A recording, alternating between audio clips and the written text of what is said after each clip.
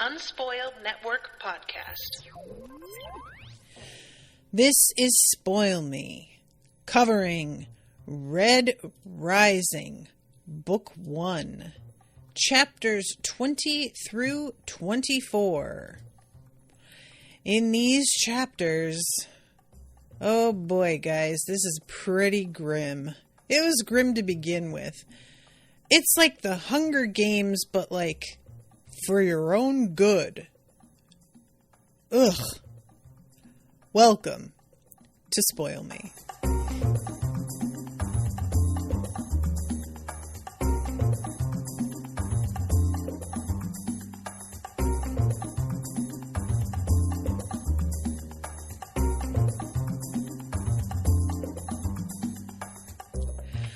Welcome to the show, everyone. I am Natasha. Thank you very much to Alex for commissioning this episode.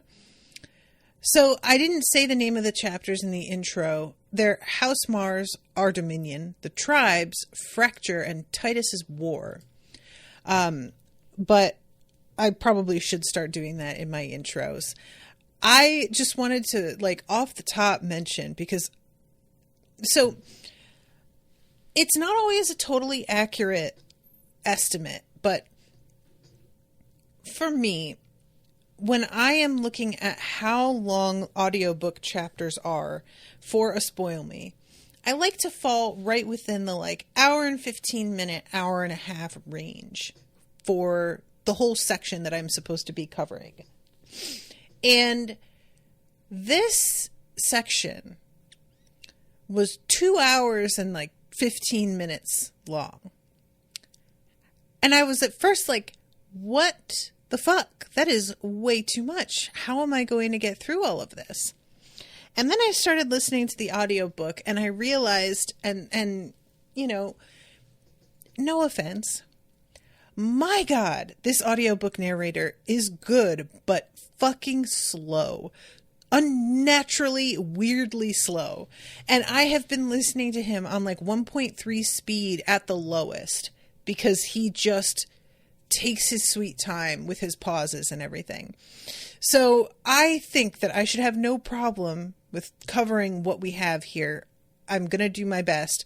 But anybody listening who is these are really long sections, because there are different audiobook narrators that are like this. The one who does the Dandelion Dynasty series is also, he tends to be on the much slower side. So anyway, sorry, Alex is in the chat saying it's the Hunger Games, but with entitled spoiled rich kid that builds character. And then, it's true, he builds the ambiance. He builds the ambiance in a way that it doesn't need. Always,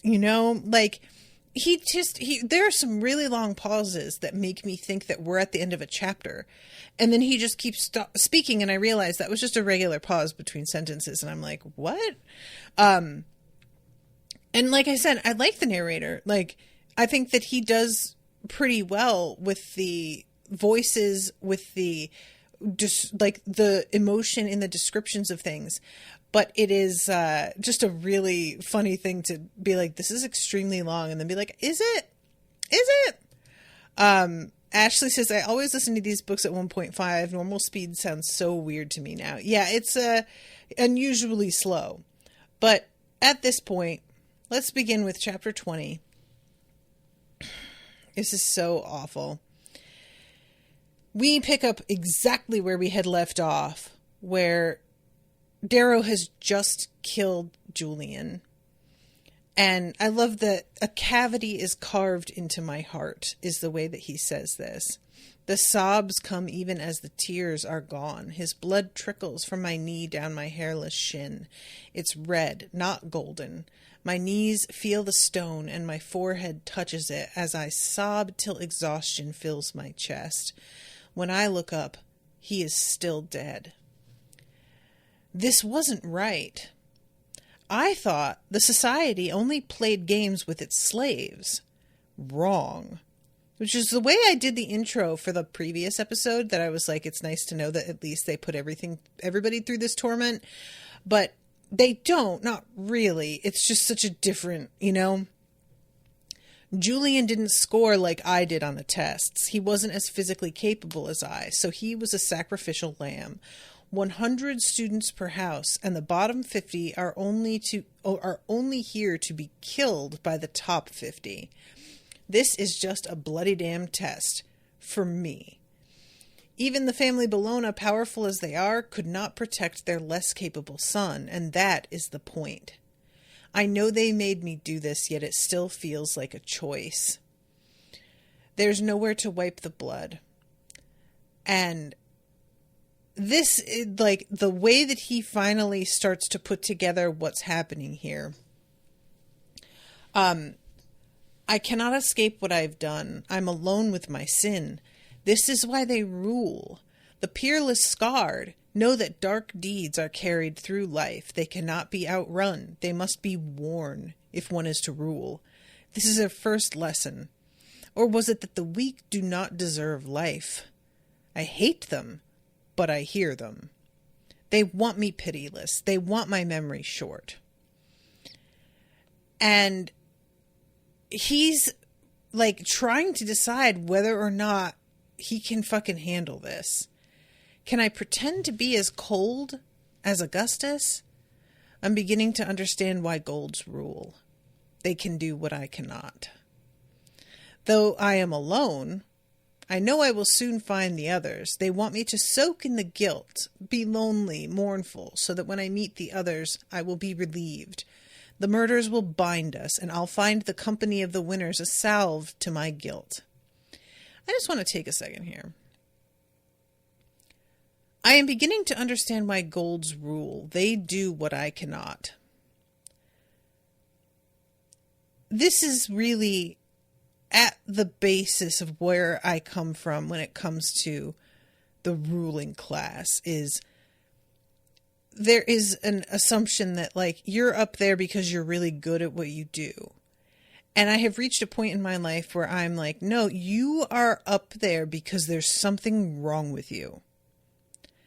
I don't think you can be part of a ruling class doing nothing to help and be a sane, empathetic person. There is too much of others that you have to sacrifice to get there in the first place that most of us would not be willing to do. And that's why we are where we are, which is at the bottom, because we care too much to put other people through what we would need to do to be successful in the way that those people are successful. And that's a successful in quotes. Like, to me, that's not successful. That's just basically sacrificing all of your own, like, self-worth and ethics. But they don't care about that, you know? I don't understand how a person could take, for example, a $500 million bonus when they know that everybody who works at their stores makes minimum wage and is on SNAP, for example. I could never live with that. I am simply not wired that way. And I can't decide if people get to that place because they're fucked up from the start, or if getting there fucks them up. And that's like the price that they pay along the way. Do they start off without empathy, or do they begin to lose empathy? And part of me thinks it's the second, because there's a lot of people who get to the top in a different way. And when I say the top, I don't really mean like the very, very top. I'm talking about people who like become successful comedians, for example. So they become like millionaires, but they're nowhere in the stratosphere of like the people who are really in control. However, you can see so many examples of people who were working in comedy who a lot of their routines were based on like relating to everyday people and all of our experiences. And then as they get like more and more successful, and as they hang out with more and more wealthy people, like on a normal day, and their whole lifestyle begins to shift, their comedy stops working because they just don't have a basis in like the reality of everyday life that the rest of us do.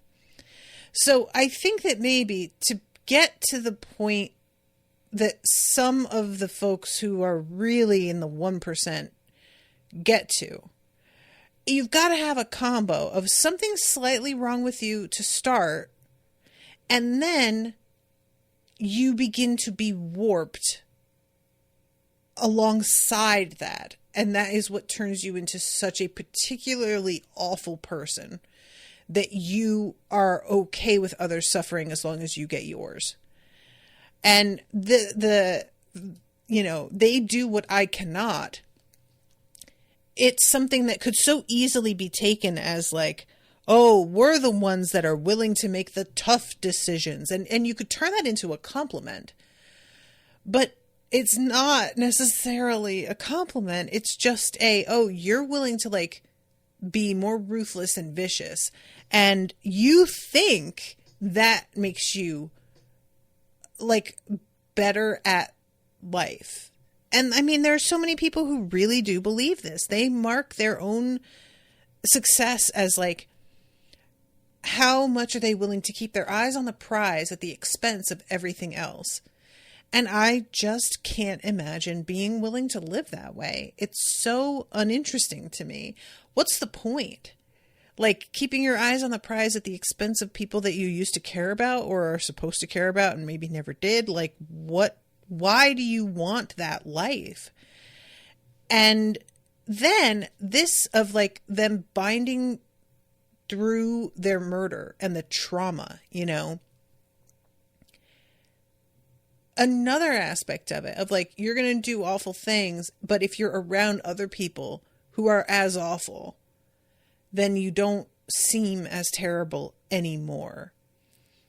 Yeah.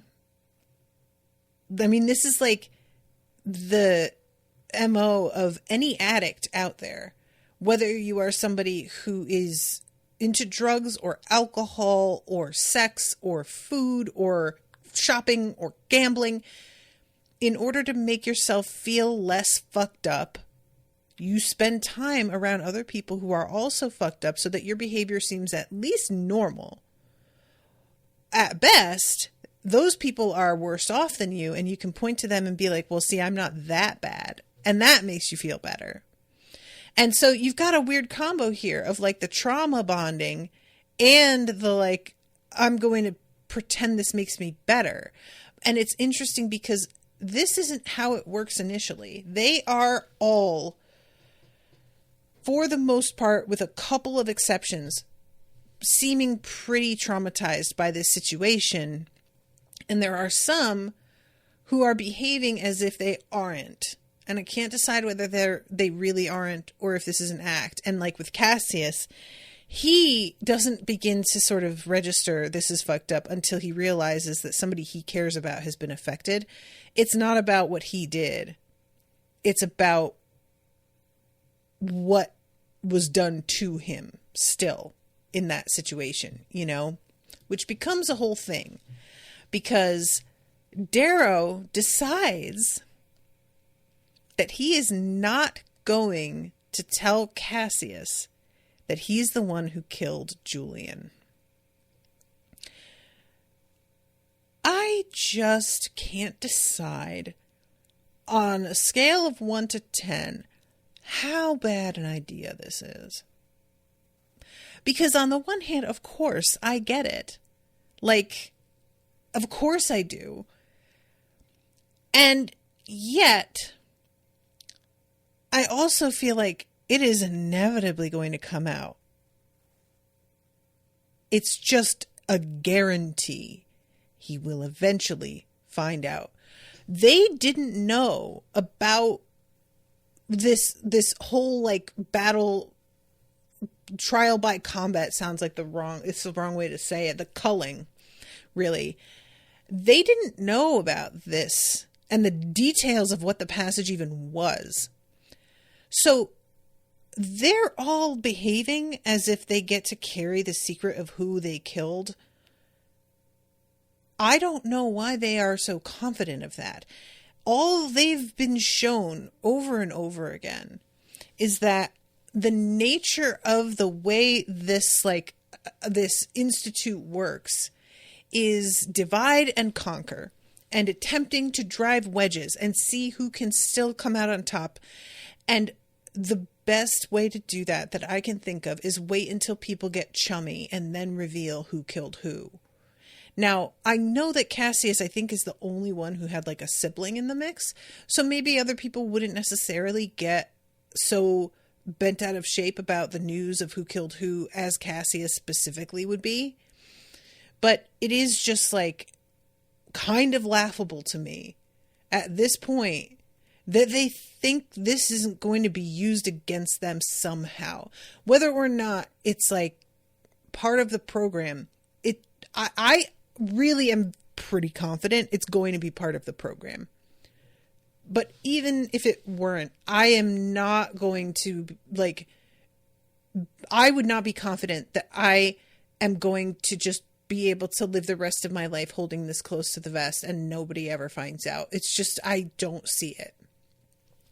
So for me, I think Darrow's making a mistake, because it is one thing to tell somebody that you sort of befriended from a test where you had both of you laughing about taking a stylus from a girl and then buddying up a little bit on the way over to the thing, telling him, I had to kill your brother. It is a very other thing. Becoming an ally with that person in a bigger sense, in an event that goes on for days and days, and then them finding out, that is so much worse, especially because Darrow basically steps back and lets Cassius think eventually that Titus is the one who probably did it. He doesn't say it, but it's very clearly the direction that Cassius's mind is going in. So a part of me feels like this has to blow up in his face. There's another part of me, though, that's sort of like, maybe this is the test. Maybe they're trying to see who can live with having done something like this and being in the person's face that they wronged every day and just stomaching that and not letting it bother them, on a base ethical level. And that might be part of it. I don't know. But I really think part of my hang up here, and this is like just how my mind works, so I understand that this is not necessarily reality with other people. I am somebody who tries to sort of intellectualize everything, even when it's not really the healthiest response. And if I were in this situation and I come out of this place having killed somebody, walking into a whole room full of other people who were only here because they had killed, and I knew that they were put in a position where it was them or the other guy walking out of there, and that was it, and I find out that one of them killed my brother, I would have a very hard time holding it against them, because that's the way this is all played, and they're put in this position unwillingly and did this to save their own life. And what did you want them to do? Just like roll over? And then your brother gets to just take the ring and walk out of there not having, you know what I'm saying? So but I am somebody who like I said, I can be a little bit too rational to the point that I don't let myself feel reasonable emotions, because I feel like I am being unfair. And what's difficult to come to terms with for myself is that sometimes emotions are unfair. That's the way they work. You can feel something towards somebody that isn't fair, that they don't deserve. But that's part of coping with it, is that you let yourself feel it and you don't necessarily act on it in such a way that you just throw it in a person's face or get in a fight or whatever. But I try to cut it off before that and make it so that I don't feel that feeling in the first place by giving myself reasons why not to. And it doesn't actually work at keeping me from feeling that emotion. It just makes me feel ashamed of having it. And that's not really that helpful. So all this to say, I kind of wondered if Darrow told Cassius, he's assuming that Cassius would just fucking lose it on him. And maybe he would. But I was sort of like wondering if that was exactly true, considering the boat they were all thrown into. And maybe that's part of the deal with Golds is like, we are all in the same boat, but I still don't have enough empathy to see how completely unreasonable it is for me to be angry with you in the same way that I would be with somebody who just like killed my brother on the street. I don't know, but I am very eager to see, because I just have no doubt his spot's getting blown up at some point. And I honestly like don't want to be there when it happens, even though I know that I do want to be there. Like, I really want to see it. I want to, you know, have front row seats to this shaking out, but I feel like it's going to be really, really, really ugly. So, he goes to this room that he describes as having like a sort of medieval look. And he's thinking, I hope Cassius is dead because I'm afraid of him. He reminds me of Dancer, handsome, laughing, yet a dragon just beneath the surface. But that's not why I'm afraid. I'm afraid because he has a reason to hate me. No one in my life has had just cause before. And that's a really interesting situation too. Like, I have been in the situation for somebody to hate me like maybe twice in my life, where I can really be like, no, I was wrong. That was fucked up. And both of them, even so, I would be like, they better have let it go by now. But this is the sort of thing that somebody could hold it against you for your entire life, their entire life. And that's not unfair, you know? So yeah, they go into this room. And there are some people who are like at the table holding their head in their hands. There are people who are curled up in the corner. Like, everybody who is here are coping with all of this in a different way. A trough runs icy water along the cold floor. Now blood runs with the water to the right and disappears into the stone. I feel like some sort of specter in a land of fog and rock. Black and gold fatigues are laid out for us in a relatively barren armory. Each student finds the fatigue bundle tagged with his or her name. A golden symbol of a howling wolf marks the high collars and sleeves of our clothing. I take my clothing with me and dress alone in some storage room. There I fall into the corner and sit. Silence. This place is silent. This place is so cold and quiet, so far from home. And there's like a couple of little, you know, conversations that he has here. The first one is with Rock, I think is how you say his name. Rock knows what he does because his mother is on the board. He loathes his mother, and only then do I realize I should like him. He disagrees with the rules, but he follows them. It is possible I can do the same until I have enough power to change them. Which, that can be a really, really slippery slope. You know, it really, really can. This is something that I talked about in the previous episode I recorded tonight for the Mage Errant series.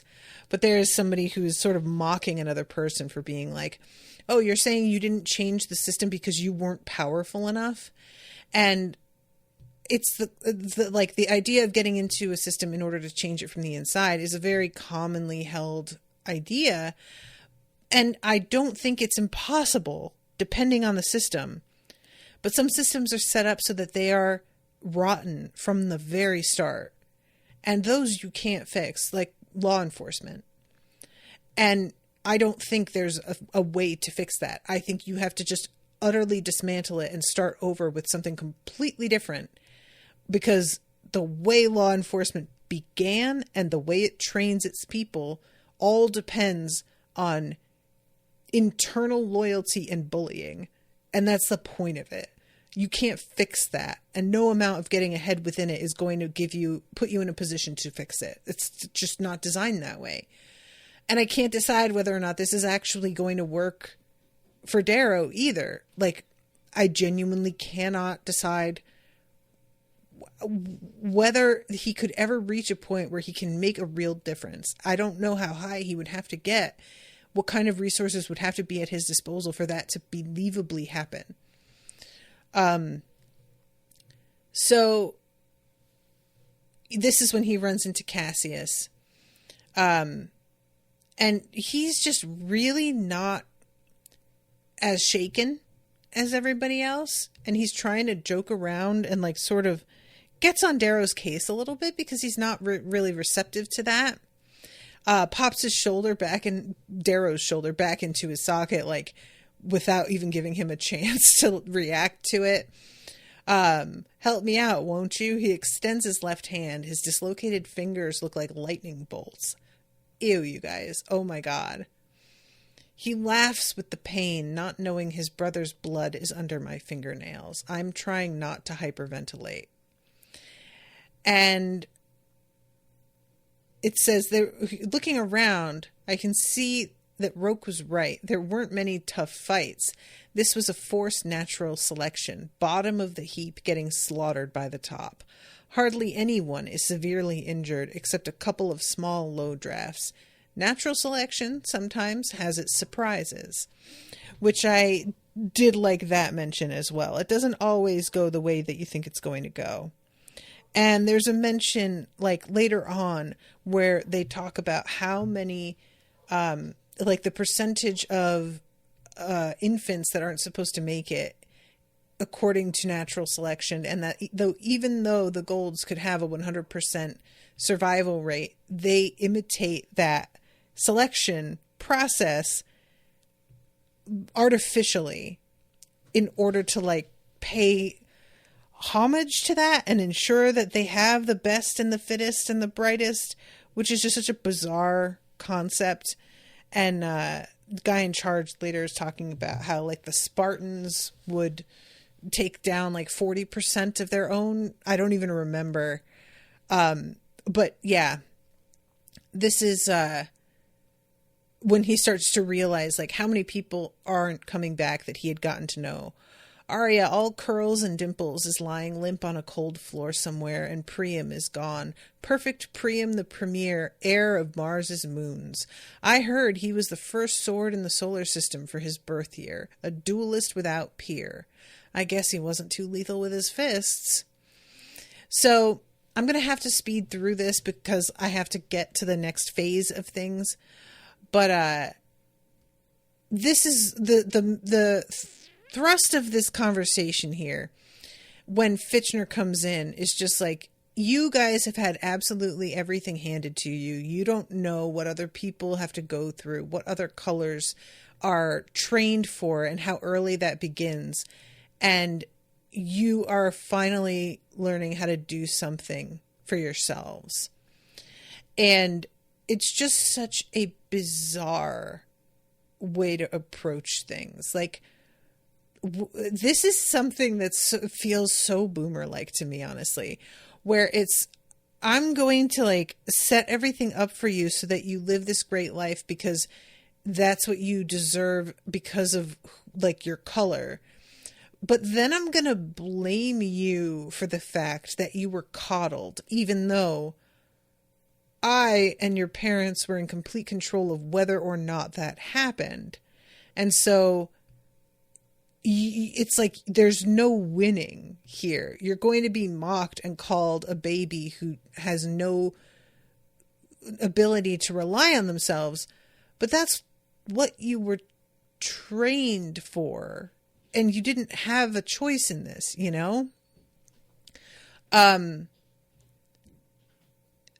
Institute is supposed to make you smart, cruel, wise, hard. It's supposed to age you 50 years and 10 months and show you what your ancestors did to give you this empire. And then he starts talking about their house, and, House Mars.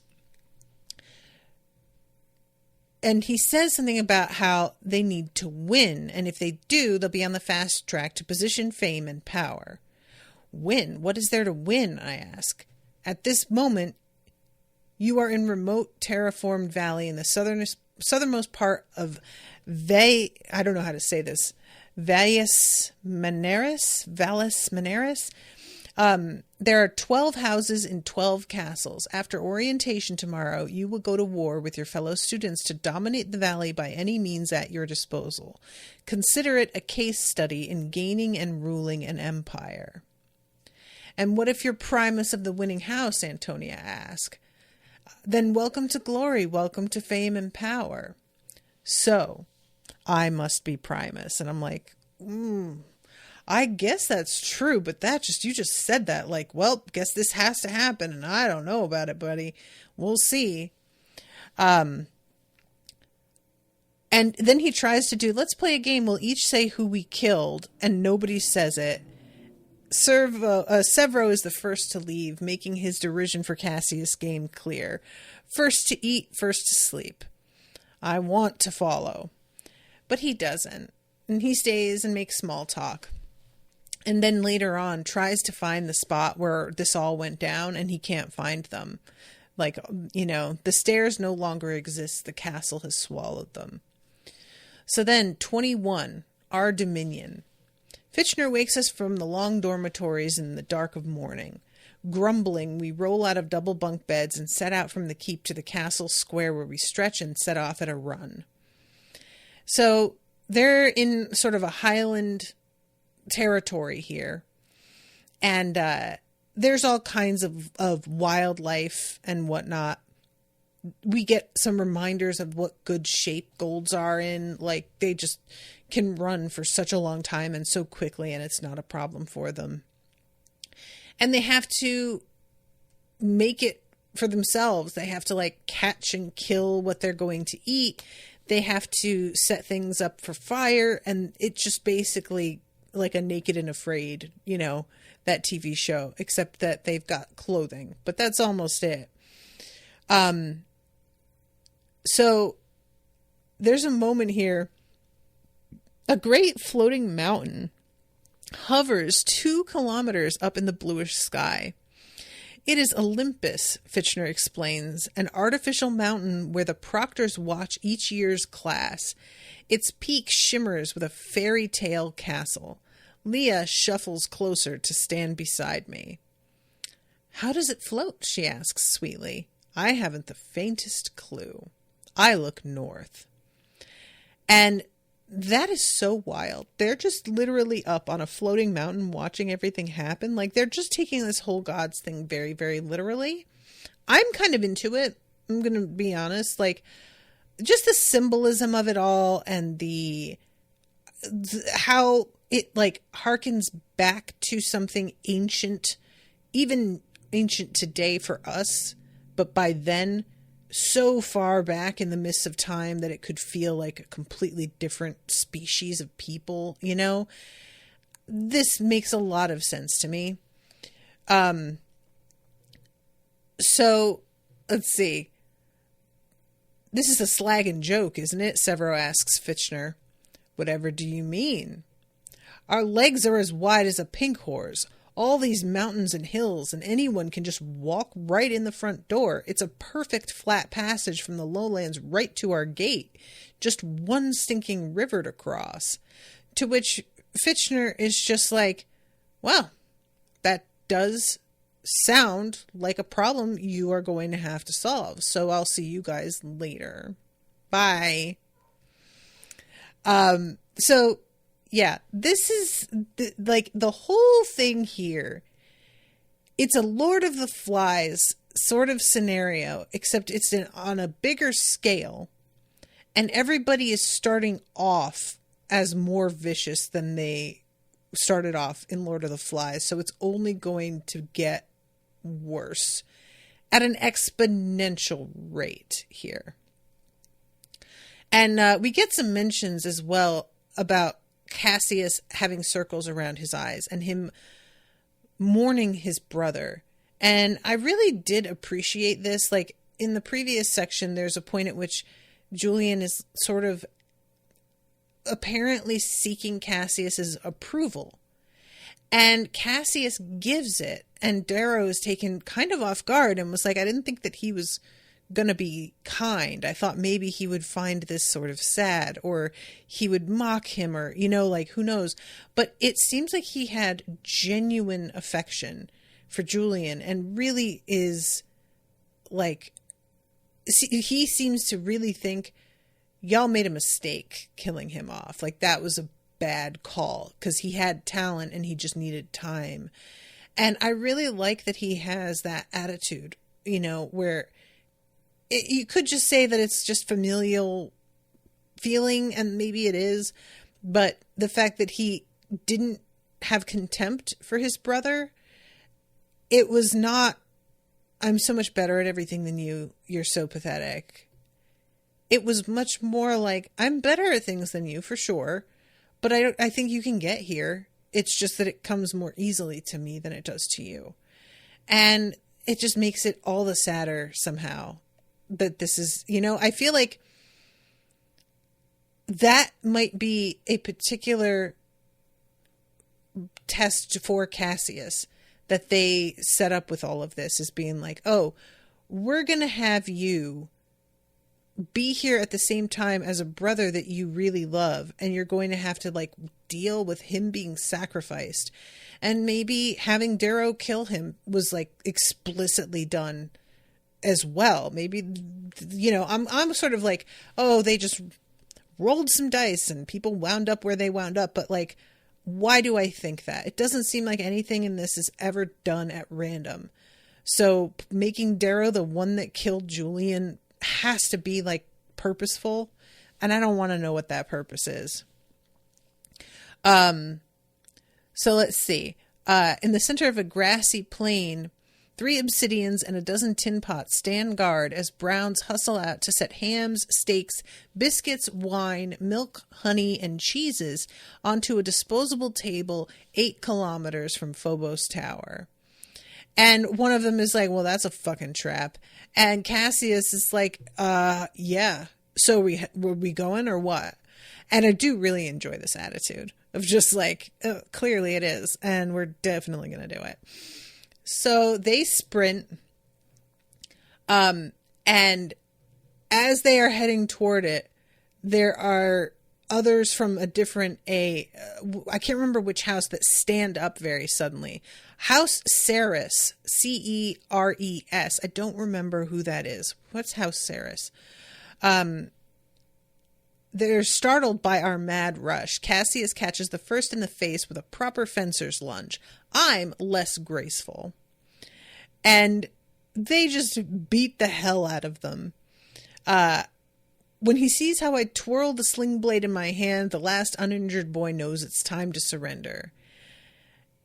And Cassius jumps high in the air and executes an unnecessary twirling sideways kick to the boy's face. Ouch.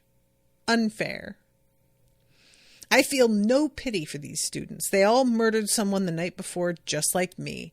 There are no innocents in this game. The only thing that worries me is seeing how Cassius dispatched his victims. He is grace and finesse.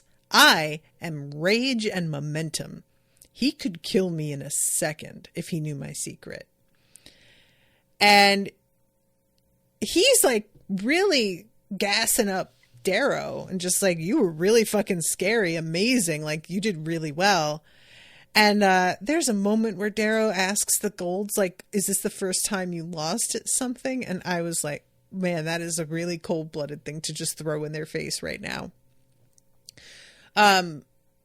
So then we have this thing. A golden shape rises from the distant river fortress and flies toward us. A beautiful woman with short cropped hair settles next to Fitchner in the air. the proctor of House Sarah's, she carries a bottle of wine and 2 glasses. And she calls to Fitchner.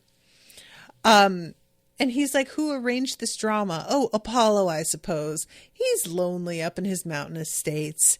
Here, this Zinfandel is from his vines. And they have this like back and forth flirting and just gossiping. And meanwhile, Darrow is watching all of this like, these people are fucking insane. How are they in charge? Like, I mean, we've all had this moment, right? Where we're in a job or at a school or whatever, and we see people who are like top of the ladder, and they are just, you're like, how? But how though? Let's see. Oh, here it is. You could let my children go and give them back the reaping scythe, Sarah suggests to us. Give me a kiss and you have a deal, Cassius calls up. The Imperator's boy? Come ask for one when you're scarred, little prince. Until then, I would advise you and the Reaper to run. And they turn, and there are people coming at them on fucking horseback. And I do also really appreciate the mentions of how scared of horses Darrow is. Because, like, genuinely, horses are really scary. We are so used to them in the way that they are depicted in media, paintings, everything, as being something that is like under our control and does what we need it to do. But horses are powerhouses and can be humongous and are very unpredictable if they are not tamed, and just the damage that they can do with a kick or a stomp or by throwing you. I mean, they are just really serious. So I think it makes complete sense to be afraid of horses. Alex is in the chat saying Ceres is an earth goddess. If I remember correctly, the Roman version of Demeter. Oh, Ceres is also a dwarf planet between Mars and Jupiter. Okay, cool. Good to know. Thank you, Alex. Are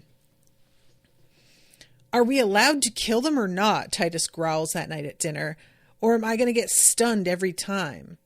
Well, the point isn't to kill them, Fitchner says. So no, let's not go around massacring your classmates, you mad ape. But we did before, Titus protests. What is wrong with you? Fitchner asks. The passage was where the culling is done. It's no longer survival of the fittest, you mad, stupid, colossal sack of muscle. What would be the point? If we had the fittest just murder each other till only a few are left? And I kept thinking as he's saying this, I mean, you say that, but I kind of feel like maybe that is part of this. Like, and sure enough, there are some deaths later, and it's not necessarily intentional, but it's intentional, and nobody's stopping it. So it's really interesting that Fitchner keeps like protesting, but ultimately it's not, what he's saying isn't really seeming all that true, you know?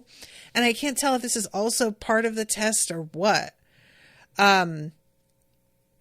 So let's see. Let us clarify, children. Ruthlessness is acceptable. If someone dies by accident, that's understandable. Accidents happen to the best of us, but you will not murder each other with scorchers. You will not hang people from your ramparts unless they're already dead. And, you know, later on, this girl that she's hidden under grass, and like, he's talking about an accident here. It's ultimately an accident that they run over her with horses. Yes. But she was planted there to be killed. Like, it was clear what they were doing. Do you know what I'm saying? So there is a sort of loophole to this. We want you to show us your brilliance. The point is not to kill, but to conquer. And how do you conquer in a game where there are 11 enemy tribes? Take them out one at a time, Titus answers knowingly. No, ogre. And then Darrow says, make one tribe out of 12 by taking slaves. It isn't cruel, it's practical. Fitchner claps mockingly. Prime, Reaper, prime. Looks like someone is bucking for Primus. everyone shifts in agitation at that last bit. So then we go to 23, tribes. And they have sigils that they put on people's foreheads in order to indicate who is enslaved. And it says slaves must obey our express commands or forever be shamed. And shamed is with a capital S. I don't know exactly what that entails, if that's something official or not. But later on, we do find out about some slaves that are not obeying what they're told. So, you know, again, a lot of this seems like we're going to say this is how it should go, but it's all kind of guidelines. So this, there's a lot of like getting things set up that I don't want to, because I have like 2 more chapters I think to get through and only 10 minutes or so to do it. So I don't want to spend too much time just like reading the conversations that people have. But there's a lot of like getting to know the different members of this tribe and discussing how exactly they're going to approach things and whether or not they're going to let Cassius be the one in charge. Cassius and Darrow. Darrow's sort of like along for the ride, is what it really feels like. Later on, he says that because Cassius, like, because light reflects off him, it makes Darrow look good. So he really is aware of the fact that he has attached himself lamprey-like to Cassius, but isn't necessarily himself the type that people are going to go for, because Cassius is so charismatic and everybody likes him. But Darrow does not have that going for him. So we have the sort of like confrontation between them and Titus, where it becomes very clear that they are forming 2 factions here. But it doesn't end there. Titus, of course, is out here bucking against the 2 of them. He seems to really be like a particularly cruel type. And he tries to sort of face off with Darrow, doesn't succeed, and it seems like maybe we don't have to worry about him anymore. But then we have Antonia, who chimes in with like, well, you guys just want us to accept that you know what's best for all of us. You know better. You're telling us we're helpless without your guidance. I know you're eager to lead. We are all leaders by nature. Until we have earned 5 fingers of merit, we hold out. If Cassius or Darrow earns it, then so be it. I'll do whatever they command, obedient as a pink, simple as a red. Until then, I think one of you should also have a chance to earn it. After all, it may decide your career. She's clever, and she's sunk us. Every brat in the room was no doubt wishing they'd been more assertive from the get-go, wishing they could have another chance to make people notice them. Now, Antonia gives it to them. This will be chaos. And she may end up as Primus, definitely a spider. And later on, I think Cassius is the one who's like talking to Darrow and being like, yeah, she's kind of into democracy and would probably have been more like a president, which is, he calls it sort of like a dictator in sheep's clothing is the vibe of, I don't remember the exact quote. And I could not help but laugh a little bit here because, you know, that's the thing with democracy, is that like it can cause things to become over fractured, which is part of why so many people don't want to change out of a 2-party system, because it's a very simple, and that has its appeal. I just couldn't help but be like, well, I do kind of see what you're saying with this. So the game has begun, and now everyone wants to be the Primus. I see why democracy is illegal. First comes yelling, frustration, indecision, disagreement, ideas, scout, fortify, gather food, lay traps, blitz, raid, defense, offense. Pollux spits. Titus knocks him out cold. Antonia leaves. Severo says something snide to Titus and drags his wolf off to God knows where, never having lit a fire. And I just really sort of enjoyed watching the way that they all completely fall apart. And Darrow is sort of thinking to himself, like, I don't think other houses are having this happen. It seems like Mars just tends to be, and I'm like, that sounds correct. Like, y'all don't know how to take each other's orders. You're all so aggressive, and you're all so certain of the fact that you should be at the forefront. Yeah, not really making for a situation where people are willing to cooperate with one another too well. So let's see. They wind up finding a fort that's got like some supplies in it. That's a lot of it is sort of first aid type stuff, but there are matches which turn out to be a really, really big deal, because evidently there isn't anything really, like, there's no flint for them to strike and get a spark. I don't know about like how much wood there is. He called it sort of like a Highlands vibe, and there aren't tons of trees, but there are some. I don't know if it's maybe that they haven't learned the skill of how to make fire by rubbing sticks together, but even if you do have the wood to do that, it takes so long, and it's a really, really like iffy sort of thing. So, you know, that's, it's understandable. Titus's pack makes the dregs fetch wood despite the fact they have no fires. They all go hungry that night. Only Rock and Leah don't. They get some of our survival bars.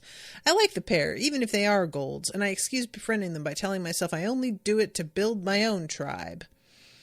So we get like the sort of outline about how this is all split up, and they're talking about how they could bind things together. And Cassius is like, I think we should just kill Titus in his sleep. You and I could do it. And Darrow is just like, oh God, like the reminder of how different they are. But we don't actually get a response out of him. You know, like he doesn't, the subject sort of moves on in the narrative without Darrow having to respond to him in that moment. And I'm really, really curious what his response was. Like, was Cassius just sort of joking around and we just let it go like it was a joke, or what, you know? And we are also seeing that Darrow is beginning to grow more attached to this girl, Quinn, who, she like captures a deer with a trap, but then she tries to tell them that she, like, you know, chased it down and killed it with her teeth, and she has the whole lie with like the hair between her teeth and everything before she like just starts laughing and tells them the truth. And Darrow says, oh, I like a committed liar. Like, there's something about her that reminds him of Io, the spark that she has, and I feel like this is probably going to become more of a thing eventually. So I'm trying to make sure that I hit all the most important things here. But they eventually start talking about how probably what the point of this is to create the hierarchies of the outside world within this valley, so that there are golds on top from one of these houses, and then they will make their own reds, golds, and coppers. Pinks, Cassius asks hopefully. Makes sense, I say.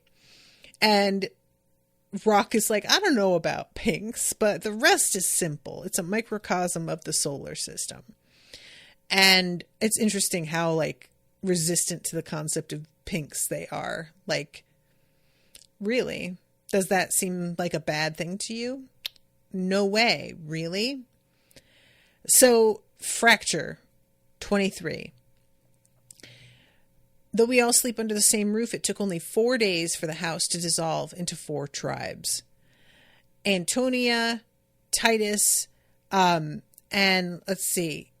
Oh, right. Because we get the breakdown of all of these different characters, but I'm so sorry, you guys, because I still have 2 chapters to go, and I feel like I'm not touching on things as much as I want to, and I'm still running out of time. I'm thinking that we are like going to have to cut back on how many chapters per episode, because these are all so dense, and there's not a lot that I feel comfortable just skipping over because it seems important. So I don't want to move faster and not do things justice. Do you know what I'm saying? Because I'm just looking, I have a full 2 chapters left, and like they're eventful chapters, you know? But yeah, so we have the conversation between Cassius and Darrow a little bit later. When he mentions, Darrow accidentally says she's a turd in the swill bowl without thinking, and has to be like, oh, I heard that from like a high red once. And Cassius says, one of my nannies was a high red, should have been a brown, but the woman would tell me stories as I tried to go to sleep. I thought her an uppity bugger, tried to tell mother to make her shut up and leave me alone. What did your mother do? She clapped me on the head and said there's always something to learn from anyone, even her high red. She and father like to pretend they're progressives. And I really, that just hit a little bit too hard.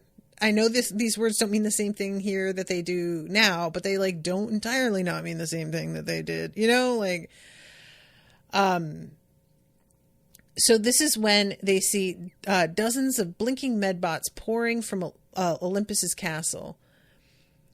Although my tribe continues to sleep, we've moved from the high tower to the gatehouse so we don't have to rub shoulders with Titus's lot. We keep our cooking a secret. And this is an ongoing thing that winds up blowing up because wood smoke is a really difficult thing to hide. It's sort of surprising that they can share as close a space as they do and not be found out just because it's in the air, because wood smoke, the scent of that travels so far, so quickly. And if you're cooking, like, forget it. I can smell that from 4 blocks away, you know, in my neighborhood. So they're managing like better, and what they're sort of trying to do is keep all of the quote luxury that they're experiencing to themselves, because they want to undermine Titus and get his people to see, oh, if you just joined up with us, you could have fucking, you know, roast meat. You wouldn't have to eat bloody raw stuff. And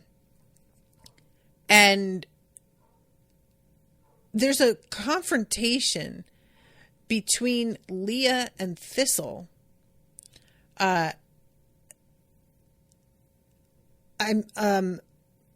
Sorry, I'm trying to find the spot. Leah kills her first sheep, squealing as she does it. I make her skin it too with Thistle's help, and when she cannot, I take her hands into my own and guide her along, giving her my strength. Daddy gonna have to cut up your meat for you too? And what's gonna happen when we get in a tight spot with Titus? Will you squeal then too, child? Thistle knows what I want her to do. I asked her to do it 30 minutes ago, before I brought the goat to Leah. I motion my head at Leah to Thistle. You gonna cry? Thistle asks. Wipe your eyes, and Leah snarls and jumps at her. The two roll around, punching each other in the face. It's not long before Thistle's got Leah in a chokehold. Rock stirs beside me, and Quinn pulls him back down. Leah's face goes purple. Her hands slap at Thistle's. Then she passes out. I give Thistle a nod of thanks. The dark-faced girl gives a slow nod. Leah's shoulders are squarer the next morning. She even musters enough courage to hold Rock's hand. She also claimed to be a better cook than the rest of us. She isn't. Guys, I'm not going to lie. I'm a little bit confused by this. I didn't think that Leah getting knocked out by Thistle would make her square her shoulders in the morning. I thought that would make it worse. And I feel like I missed something. Is it just the fact that she got in a fight that's like giving her confidence? Like, I don't understand the logic of this. I thought it would be Leah fights and she wins, and that gives her more confidence. So I feel like there's something about this that I'm not getting. So there's a kind of debate whether or not, after they see a lot of Titus's guys eating raw meat, whether they should give them some matches and stuff. And there is one person in particular, I think it's Rock, yeah, who is the proponent of, we should just give them, they're going to get sick. And both Darrow and Cassius, and it turns out the rest of them, are all just like, so let them get fucking sick then. That's what happens. This is the way this works. And honestly, at this point, I have to agree. If we're going to do this, then we got to fucking do this. We find out that Titus is the one who got most of the sort of best of the bunch, and they got the dregs, is what they call them.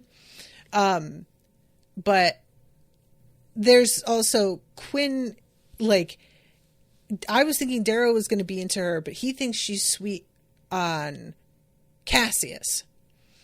And I was sort of wondering, this is the sort of thing I wondered, are we going to get a sort of love triangle thing, because that's such a trope? But it doesn't seem like we will, and I hope we don't, because I'm very sick of that sort of thing. I'm good. We don't need it. So we have, after this sort of establishment of several days, I think, it's hard for me to exactly count the time in this. We have a confrontation between Darrow and Titus. So on the 6th day, I take his advice. Knowing Titus is out raiding, I risk seeking Vixus in the keep. Unfortunately, Titus returns earlier than expected. The point was that they were going to attempt to lure Vixus, or Pollux, if they could get him, away from Titus. But once Darrow is in this position, it's very clear to him that was not going to fucking happen. And he gets ganged up on. This is when Titus smells the wood smoke. And Darrow is trying so hard to not act like he's freaking out, because they are definitely in a position where they could really fuck him up. And he says, bring your girls and boys home, stop raiding Ceres every day, and we'll talk about fire and about food. And eventually, after it's made very clear, they're not negotiating. It's not happening, dude. And Vixus calls him a pampered little prick.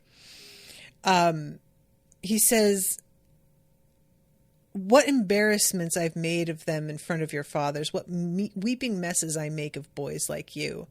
Oh, Vixus, there are no boys like me.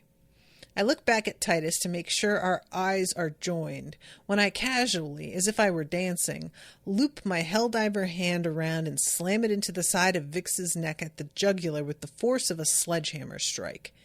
It ruins him, yet I hit him with an elbow, a knee, my other hand, as he falls. Had his legs been anchored better, the first strike might have snapped his neck in half. Instead, he cartwheels sideways in the low gravity, going horizontal and shuddering from my raining blows as he hits the ground. His eyes go blank. Fear rises in my belly. My body is so strong. Titus and the others are too startled by the sudden violence to stop me as I sprint past their outstretched hands and run down the halls. I did not kill him. I did not kill him. And then chapter 24 starts, I did not kill Vixus. So I'm going to stop here because I'm way over time.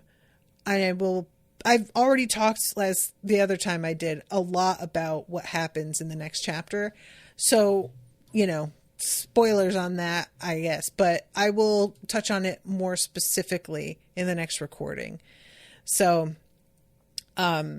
just sorry, everybody, about not being able to cover everything within the amount of time. But there's just so many things I really think deserve to be zeroed in on and talked about specifically, Alex says, Ashley and I are working on what we can do to space it out a little better. Okay, cool. Thank you. And I'm going to try and just do the chapters that you say for the next time and just cover what I can of this chapter that I missed in the next one. we'll see how things work out. Like, I was able to catch up another time, so maybe that'll be okay this time too. But I guess that 2.5 hours or so of the audiobook wasn't totally off the mark, so we'll probably have to pull back a little. All right, everybody. Well, thank you so much. Really, really enjoying this book. Hope you guys are enjoying the coverage. And until next time, toodaloo, motherfuckers.